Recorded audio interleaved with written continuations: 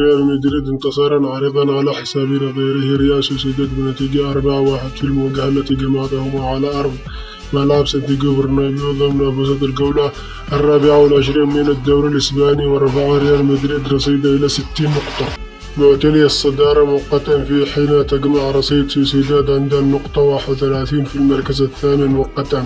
ودخل الفريق الملكي اللقاء بقوة، حيث افتتح التسجيل مبكرا عبر جونزالو جارسيا في الدقيقة الخامسة بعد تمريرة حاسمة من تيراند الإسكندر الرود.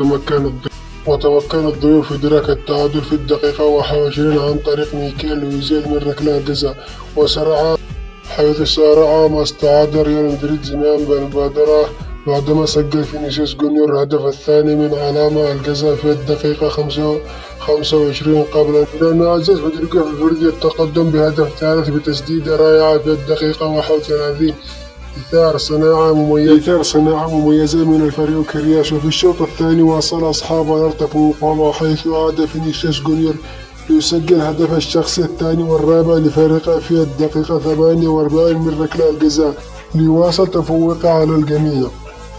رباعية قاسية 4-1 على ريال سوسيداد. الزام شديد لا يجد عمل باللايك والاشتراك وتفعيل زر الجرس.